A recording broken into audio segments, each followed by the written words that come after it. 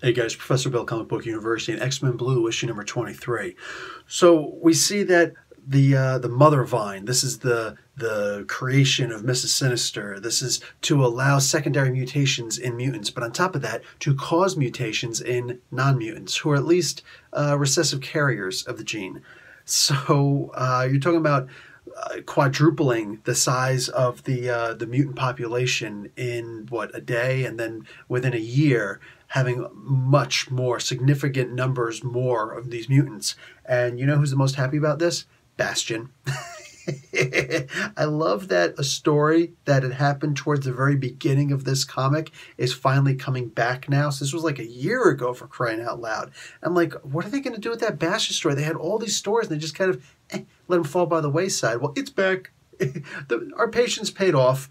So Miss Sinister, Emma Frost, Bastion, and Axis Inversion Havoc are all a part of this plan where they're about to kick some serious booty. And it looks like the Hellfire Club is a part of this also, because Magneto goes and shows up and he comes face to face with Sebastian Shaw. And he's like, okay, I think I can handle this. I'll just move everything, away from him, whatever. I'll isolate him, I'll put him in a little bubble, whatever. But he also took Mother Vine, so he's got a secondary mutation. And all it really does is it works in conjunction with his primary mutation, which is to absorb kinetic energy.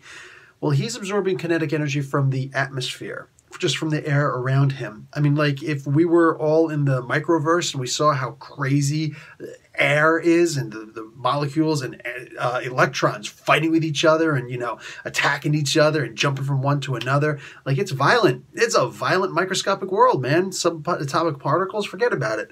Well, he's now able to take advantage of that insanity, all right, that controlled chaos, the electronic level, subelectronics, whatever, the microscopic level.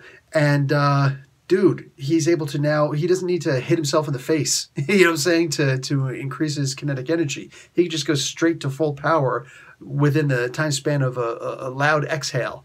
Yeah, that's freaking dangerous. That's about the scariest thing I could possibly imagine for the X-Men comic books. That's terrifying. So, and Magneto's face shows it. Like, he has no poker face whatsoever in this. He's just like, oh my God, I'm going to die. Yeah, you actually just might. It's funny to see Magneto in a situation where he might not survive, and he knows it. So,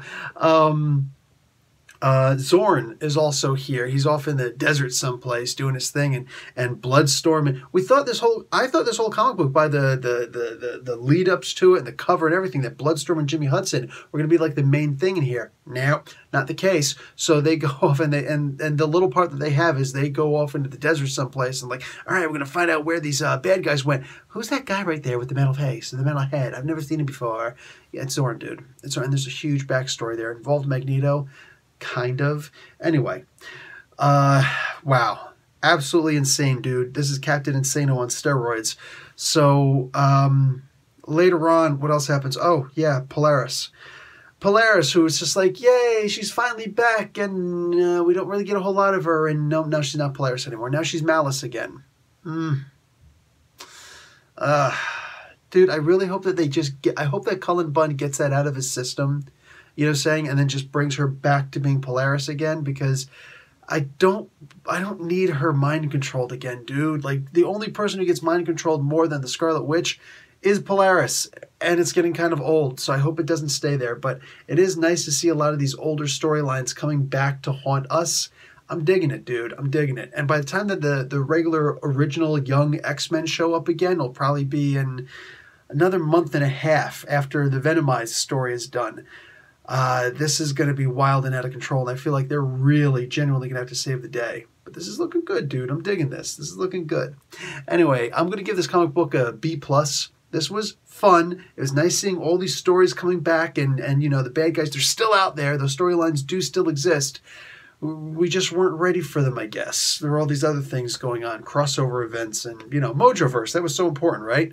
Anyway, so we're finally here, and I'm hoping that this signifies a really good, positive turning point for this comic book from this point on.